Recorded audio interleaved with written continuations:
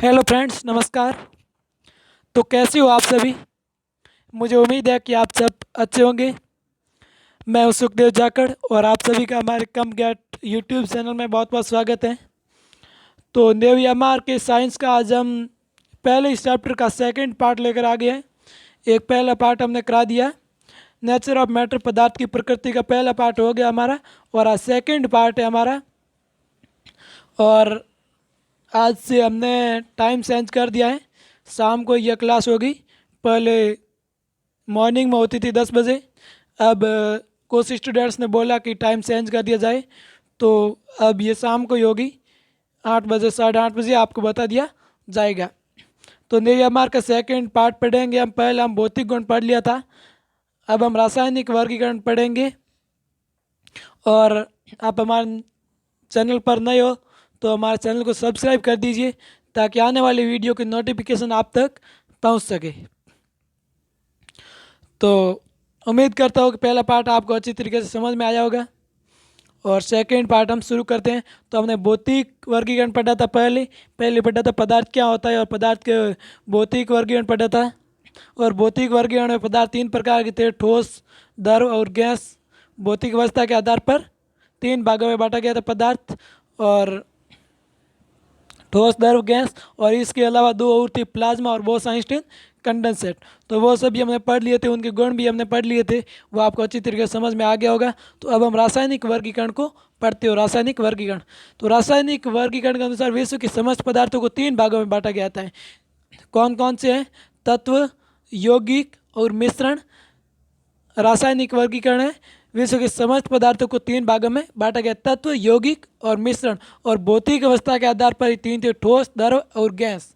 ये 3 याद रखने हैं और सबको पढ़ेंगे हम एक एक करके। तत्व, यौगिक और मिश्रण को हम पढ़ेंगे। तो सबसे पहले तत्व को हम पढ़ेंगे। तत्व पदार्थ का सबसे शुद्ध रूप होता है। तत्व पदार्थ का सबसे शुद्ध रूप होता है जिससे रासायनिक व भौतिक विधियों द्वारा आगे उपविभाजित नहीं किया जाता है। तो तत्व पदार्थ का सबसे शुद्ध रूप होता है, ये इतना याद रखना है आपको, क्वेश्चन पूछा जाता है, जिससे रासायनिक व भौतिक विधियों द्वारा आगे उपविभाजित नहीं किया जाता है। दूसरी भाषा में कहे तो केवल एक ही प्रकार के परमाणुओं से बने पदार्थ को तत्व कहते हैं, जैसे हाइड्रोजन हो गया, कार्बन हो गया, सिलिकॉन हो गया। केवल एक ही प्रकार के परमाणु से बने पदार्थ को तत्व कहते हैं। तो तत्व किसे कहते हैं? केवल एक ही प्रकार के परमाणु से बने पदार्थ को तत्व कहते हैं। तो तत्व होता है वो पदार्थ का सबसे शुद्ध रूप होता है। आपको पूछ लिया जाए कि पदार्थ का सबसे शुद्ध रूप कौन सा है, तो तत्व होता है। बढ़ते आगे, तो पृथ्वी पर अब तक 118 तत्व ज्ञात हो चुके हैं। पूछ लिया जाता है कि पृथ्वी पर अब तक कितने तत्व ज्ञात हो चुके हैं? 118 तत्व पृथ्वी पर अब तक ज्ञात हो चुके हैं, जिनमें से 24 हैं वो कृत्रिम रूप से निर्मित किए गए हैं। कृत्रिम रूप से आप समझ गए होंगे। और जिनमें 91 है वो धातु हैं, और 20 अधातु हैं, 7 उपधातु हैं।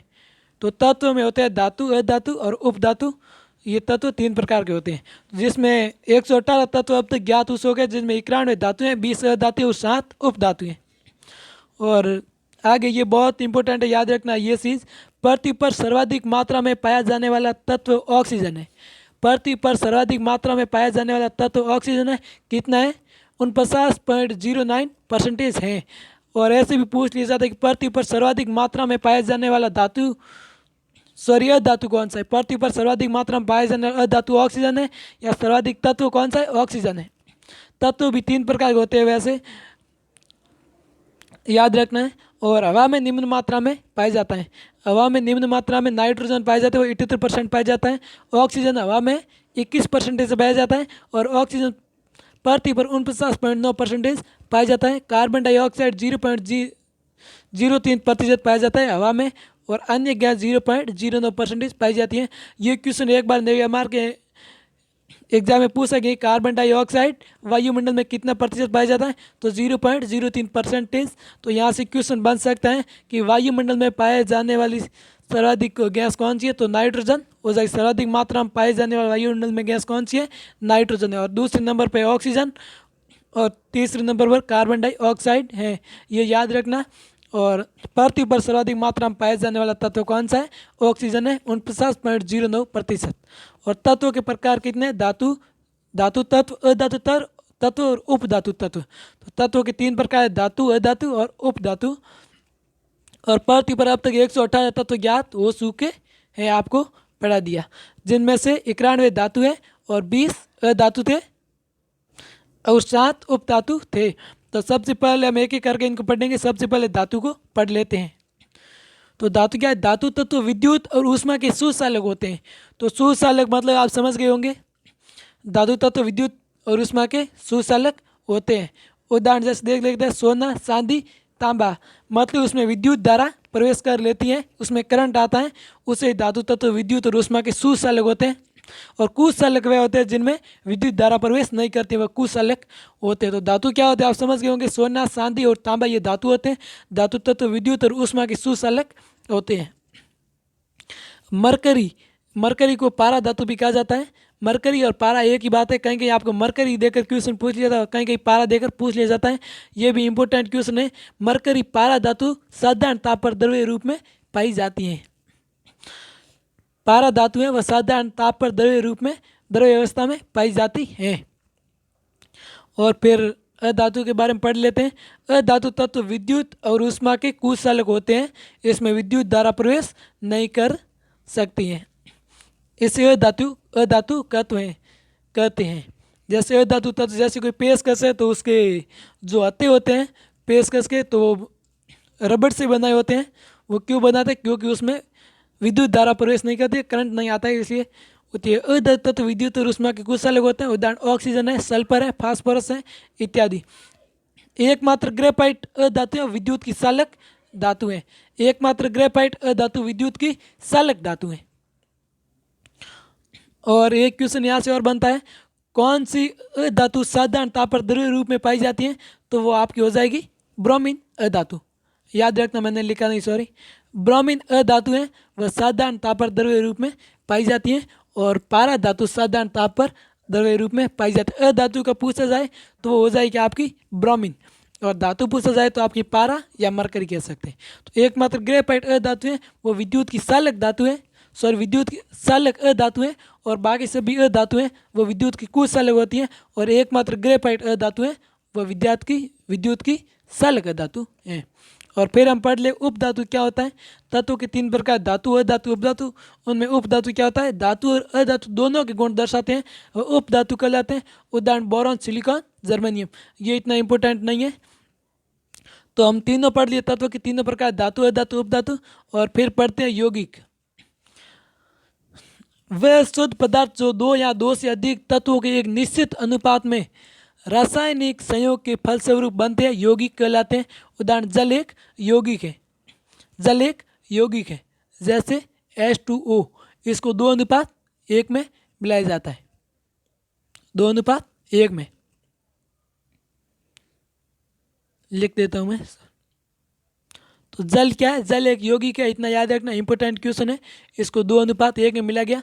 तो यहाँ पर पूछा गया है कि जब वह शुद्ध पदार्थ 2 या 2 से अधिक तत्वों के निश्चित अनुपात में मिला जाए, ये एक निश्चित अनुपात हो जाएगा, तो जल एक यौगिक है। और फिर पढ़ते हैं मिश्रण को।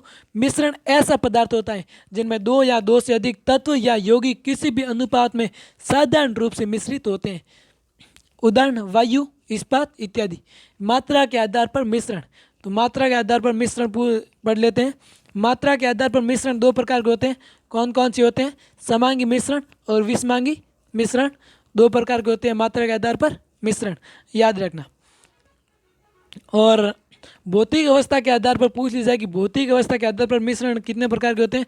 तो भौतिक अवस्था के आधार पर मिश्रण 3 प्रकार के होते हैं। कौन कौन से? ठोस मिश्रण, द्रव मिश्रण और गैस मिश्रण, 3 प्रकार के होते हैं। और मात्रा के आधार पर 2 प्रकार होते हैं, समांगी मिश्रण और विषमांगी मिश्रण। भौतिक अवस्था के आधार पर 3 प्रकार होते हैं, ठोस मिश्रण, द्रव मिश्रण, गैस मिश्रण। तो ये था हमारा, इतना ही टॉपिक था। पदार्थ की प्रकृति एक छोटा सा और एक बहुत सरल टॉपिक था। इनसे 1 नंबर के क्वेश्चन बनता है आपके, और अच्छी तरीके से हम कंप्लीट करेंगे। इसके लिए एक और बेनिफिट है आपके लिए, 50 क्वेश्चन में लेकर आने वाला हूँ। इससे इंपॉर्टेंट जो भी बाकी को सूट है वो उसमें 50 क्वेश्चन में हो जाएगा। बहुत ही इंपॉर्टेंट होने वाले वो 50 क्वेश्चन, उसमें उसको ज़रूर देखना उस वीडियो को। और ये मेरा मोबाइल नंबर है, PDF चाहिए तो आप इस पर व्हाट्सएप मैसेज कर देना, मैं आपको PDF सेंड कर दूंगा। तो मुझे उम्मीद है कि क्लास आपको बहुत अच्छी लगी होगी। एक बार आपको दोबारा दिखा देता हूँ।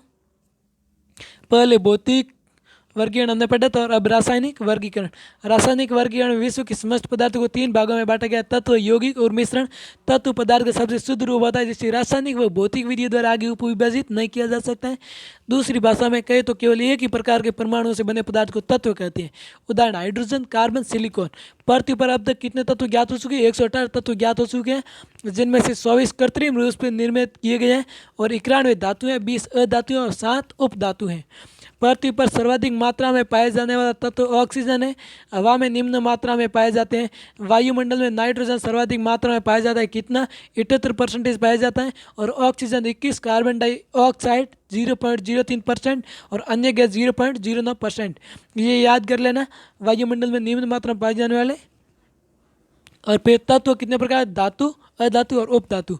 धातु तत्व विद्युत और ऊष्मा के सुचालक होते हैं। मैंने आपको बता दिया सुचालक क्या होता है। मरकरी, पारा धातु साधारण ताप पर द्रव्य रूप में पाया जाता है, ये याद कर लेना। जो भी इंपॉर्टेंट है वो मैं आपको 20-20 में बता रहा हूँ। अधातु तत्व विद्युत और ऊष्मा के कुचालक होते हैं। उदाहरण: ऑक्सीजन, सल्फर, फास्फोरस इत्यादि।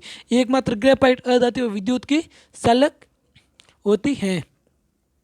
तो ये भी इम्पोर्टेंट है। उपधातु में इतना इम्पोर्टेंट कुछ नहीं है। यौगिक पढ़ ले, वह शुद्ध पदार्थ जो 2 या 2 से अधिक तत्वों की निश्चित अनुपात में रासायनिक संयोग के फलस्वरूप बनते हैं, यौगिक कहलाते हैं। जल एक यौगिक है। मिश्रण ऐसा पदार्थ होता है जिनमें 2 या 2 से अधिक तत्व या यौगिक किसी भी अनुपात में साधारण रूप से मिश्रित होते हैं। उदाहरण: वायु, इस्पात इत्यादि। मात्रा के आधार पर मिश्रण 2 प्रकार के होते हैं। कौन कौन से? समांगी मिश्रण और विषमांगी मिश्रण। आपको पूछ लिया जाता है कि रक्त कैसा मिश्रण है, तो रक्त एक विषमांगी मिश्रण है और शुद्ध जल एक समांगी मिश्रण है, और पीतल भी एक समांगी मिश्रण है, ये याद रखना है। और आगे भौतिक अवस्था के आधार पर मिश्रण होते हैं, वो 3 प्रकार के होते हैं: ठोस मिश्रण, द्रव मिश्रण, गैस मिश्रण। तो चलते हैं। आपको भी ये क्लास अच्छी लगी तो लाइक कर दीजिए और ज़्यादा से ज़्यादा अपने दोस्तों को शेयर कीजिए। और चलते हैं, कल फिर मिलेंगे। ये आज की क्लास को यहीं समाप्त करते हैं, और इसके ये PDF मैं आपको दे दूंगा व्हाट्सएप पर। जय हिंद, जय भारत।